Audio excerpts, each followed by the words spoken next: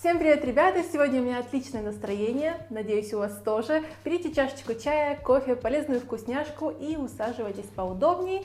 Сегодня с вами просто поболтаем, немножко пообщаемся и познакомимся поближе. Вы знаете, я, наверное, уже несколько лет пытаюсь снять это видео, немного рассказать вам о своей прошлой жизни, какой я раньше была, показать вам свои старые фотографии, пухляшечки Тани, вообще рассказать о том, как я пришла к фитнесу, что меня мотивирует, и что меня заставляет следить за своей фигурой и вообще как я полюбила свою фигуру и вообще полюбила себя. Начнем, наверное, со школьных лет, какая я была в подростковом возрасте.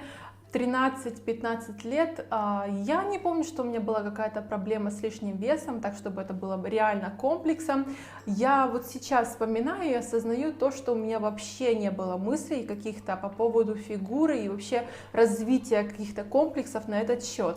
Я могу сказать, что это в первую очередь было только из-за того, что в те времена, боже мой, это было лет 10 назад. В те времена просто не был развит интернет, у меня даже телефона, я так понимаю, не было даже на то время, каких-то там инстаграмов, ВКонтакте толком не было. То есть мой подростковый разум, он не был захламлен какими-то стереотипами, навязанными идеалами фигуры. И даже девочки с лишним весом, которые учились со мной в одном классе, я не помню, чтобы они слишком сильно комплексовали по этому поводу. Единственная критика, которая поступала в их сторону, может быть, была от каких-то мальчишек с одного класса. То есть это не было какой-то явной проблемой, которая является на сегодняшний день у подростков. Лишний вес и вот эти вот комплексы, которые навеяны обществом в первую очередь. Я была обычным подростком.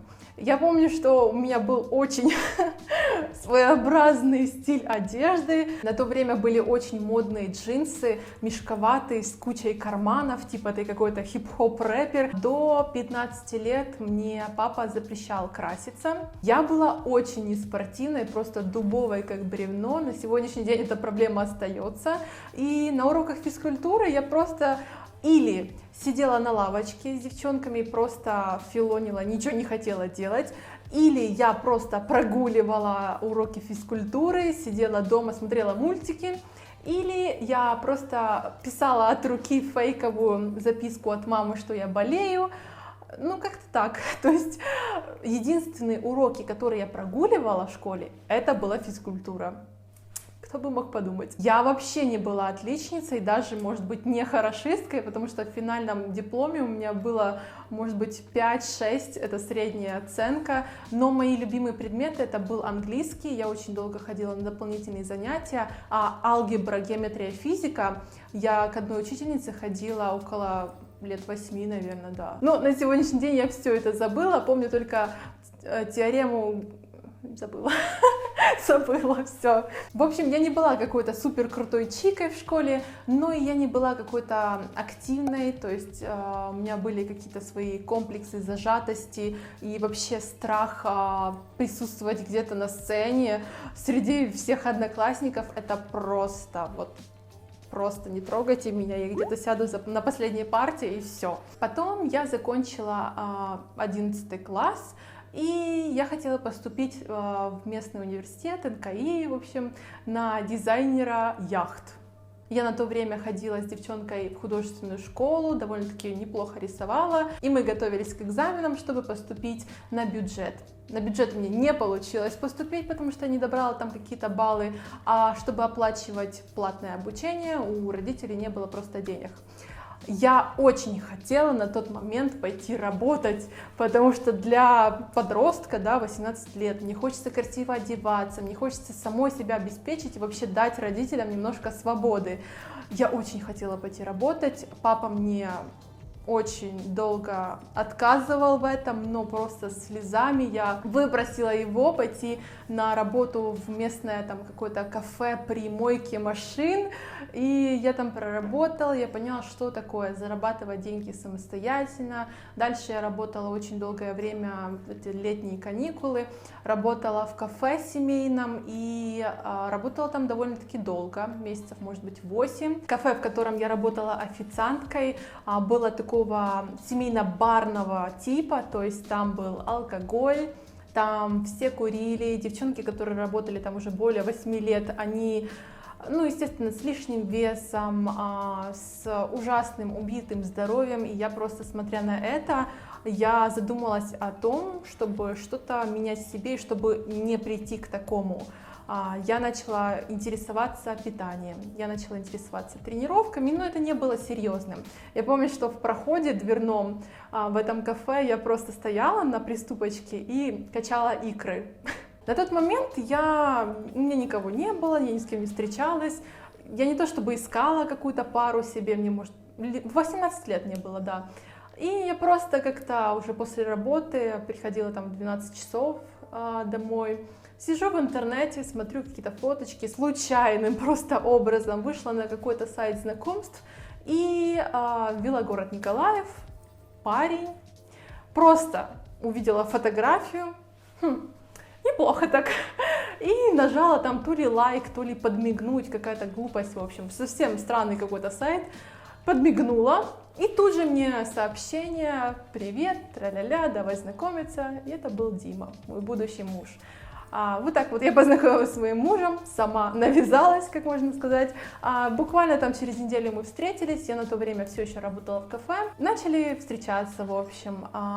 И как-то Дима у меня спросил: ты учишься где-то или у тебя есть образование? Я говорю: ну, не поступила, не получилось. Он узнал это, и давай сразу меня направить в университет. Пошли в какой-то там университет, выбрали какую-то более-менее интересную профессию. Организация обслуживания в отелях. Вот, вспомнила. Все, я поступила в университет. На то время я также ушла с этой работы, потому что это уже просто начало приносить вред моему здоровью. И все, мы стали с Димой жить вместе, буквально там через месяц. И у меня такая вот семейная жизнь началась небольшая. Когда я ушла с работы официанткой, я была такая довольно пухленькая, у меня есть фотографии того времени, и, ну, такая пышечка, в общем, была. Никакого намека на спорт до этого не было, ничем я не занималась, кроме накачанных икр у меня ничего не было. И после такой знаковой фотографии в моей жизни, когда мы поехали к Диминым родителям на дачу, и меня Дима сфотографировал на бассейне, я тогда так еще хорошо борщица с пампушками съела. Я просто увидела эту фотку, вообще свою фигуру, эти щеки, руки. И на тот момент, когда Дима делал фотографию, он мне сказал, он очень корректно сказал это, но это так вбилось мне в голову. Он сказал: слушай, у тебя такой небольшой целлюлит есть? Я не обиделась на него, я ничего не сказала. Я просто для себя в голове уложила мысль о том, что нужно что-то менять. В этот же день, после того, как мы приехали домой, я сразу, диета. Первое, что мне пришло в голову, это попробовать диету на яблоках и кефире. Я потом долго сидела на белом друге, в общем. Также у Димы дома были разборные гантели, если кто помнит их с первых тренировок. Я первое, что могла придумать, это приседания с ними и наклоны в боки с гантелями. Но все-таки главной проблемой для меня оставались внутренние комплексы. То, что я была такая вся закрытая и зажатая, и просто боялась смотреть людям в глаза. Я просто, допустим, покупала что-то в супермаркете, я вот так вот тянула эти деньги, я боялась людям смотреть в глаза. Не то, чтобы меня кто-то обидел, я просто боялась себя. И я решила, что-то нужно с этим делать. Что лучше всего раскрепощает девушку, как не танцы? И я пошла на занятия танцами. Я нашла очень интересную студию, до сих пор помню девчонок, очень классно там было, с танцами go-go, если кто помнит, еще такое джаз-фанк мы танцевали. В общем, довольно-таки долго я туда ходила. Первые, наверное, недели 2 я так некомфортно себя чувствовала. Для меня общаться с ровесниками, вообще просто общаться было очень тяжело. Я была очень неуклюжая, не гибкая. Но в какой-то момент просто мы как-то коллективом сдружились, я начала раскрепощаться, я начала чувствовать себя более уверенной. Мы даже готовили номера и выступали в ночных клубах. Буквально это было несколько раз, но это были несколько раз, которые я была вообще в клубе, находилась там. И это было классно, это дало мне очень большой заряд энергии и вообще уверенности в себе в первую очередь. Примерно в этот период, когда я ходила на танцы, я поняла, что мне этого недостаточно. недостаточно, я хочу больше, и я начала заниматься в домашних условиях. Все началось с того, что я начала изучать упражнения, как их правильно выполнять. Вместе с Димой, он очень поддерживал меня в тот момент, мы начали делать наше питание более правильным. Я поняла, что такое белки, жиры, углеводы, и я думала, что мышцы — это жир. Наверное, многие так думают. И просто занимаясь в домашних условиях, я заметила, что я могу добиваться результата. Мне не нужны тренажерные залы, мне не нужен тренер. Я сама могу выискивать полезную информацию в интернете, хотя ее было на тот момент очень мало. Я могу все это испробовать на себе и понять, что работает для меня, а что не работает для меня. Честно, я не помню, каким образом, но я вышла на YouTube. Я раньше думала, что на этом сайте есть только смешные видосики с кошечками да собачками. Я вышла на YouTube и увидела, что там есть какие-то блогеры, каналы. И тут нам с Димой пришла мысль, почему бы мне не открыть свой канал. На тот момент у меня была камера, и я подрабатывала так фотографом, фотографировала свадьбы, дни рождения, детей, в общем, все что угодно фотографировала, мне это очень нравилось. И у меня была камера, в принципе, чтобы снимать, и мы так подумали, почему бы и нет. Поставили эту камеру возле дивана, придумала какие-то упражнения, которые мне нравятся, которые мне вот помогают, и сняла свою первую тренировку. Здравствуйте, меня зовут Аня Чебанец, сегодня у нас первая тренировка. Я помню даже, как мы с Димой сидели и на листочке писали варианты названия канала, что мы только там не писали, и вот придумали Таня, Ти, буквочка, Джим. Ти-джим. Все очень просто. Мы сразу поняли, что нужно снимать регулярно, тем более у меня был такой нескончаемый поток идей и вообще мотивации. Мне очень это все нравилось, монтировать видео. Боже мой, просто сочетается то, что мне нравится. Снимать, обрабатывать, заниматься спортом. Я просто была в восторге от такого нового хобби. Потом уже мы поняли, что это когда можно еще и монетизировать. Ну, в общем, мы прям в восторге были от такой вот новой идеи, возможного развития этого бизнеса. Потом, как это обычно бывает, нам становится все мало и мало того, что мы имеем, и мы пошли с Димой в тренажерный зал.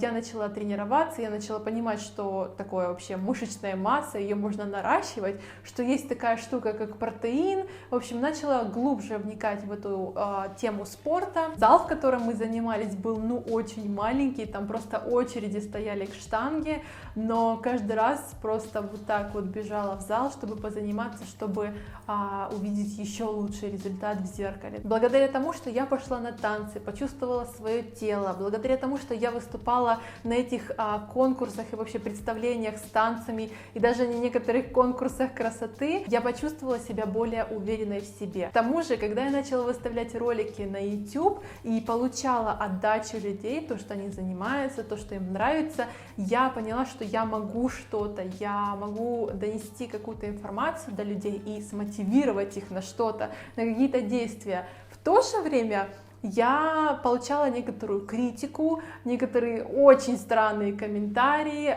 про мой акцент, хаканья, вот эти гантели, вот это все тоже было. Понадобится небольшая гантелька, 2-3 килограмма. Здравствуйте, мои дорогие! Наконец-то я решила сделать видео для вас, где я буду отвечать на ваши вопросики. Так, сейчас хочу поговорить с вами о мотивации. Как заставить себя заниматься спортом. Увеличиваем сегодня нагрузку и каждое упражнение делаем по 2 подхода. Мы сгибаем эту ножку в колени, к груди и выпрямляем. Сгибаем и опять выпрямляем. Даже, наверное, несколько лет я довольно-таки остро реагировала на некоторую критику по поводу «у тебя нет талии», у тебя нет того, у тебя нет того. В моем случае это, наоборот, меня только подтолкнуло к тому, что я должна быть лучше, я должна совершенствоваться, я должна улучшать свою речь, я должна более профессиональнее себя, что ли, вести и больше работать над своим телом. Критика в интернете, в реальной жизни, она должна вас только подстрекать на улучшение себя и чувство того, что вы должны себе в первую очередь доказать, что вы можете лучше, вы можете качественнее, и никто не помешает вам в вашей цели. Как-то вот так вот.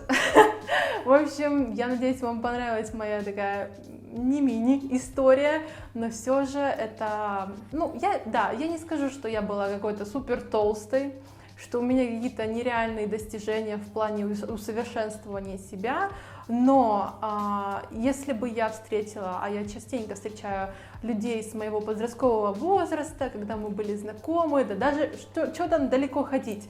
Недавно мой папа был на моей встрече с подписчиками в Николаеве, я устраивала, и он вот так вот с открытым ртом сидел, потому что он не мог меня узнать. Он не мог понять, как я, такая вот забитая мышка, какая была подростком, он не мог понять, как у меня так получается заводить людей, публику, мотивировать их, разговаривать так, и вообще, как так получилось, что я стала другим человеком. А все только потому, что в качестве мотивации и вообще моего мотиватора я выбрала не картиночку в Инстаграме или какого-то человека на улице, я выбрала только себя. Я соревнуюсь только с собой вчерашней. Каждый день я стараюсь делать что-то лучше, чем вчера, быстрее, качественнее. И вам я советую соревноваться только со своим отражением в зеркале. Так что я вам желаю удачи в этом. И буду заканчивать это видео, а то у меня уже чай остыл. Надеюсь, оно вам понравилось. Если это так, обязательно ставьте пальчик вверх и пишите ваши идеи по поводу следующих видео на канале в комментариях, что бы вы хотели увидеть, о чем с вами поговорить. Буду ждать ваших комментов и всем удачи! Пока-пока!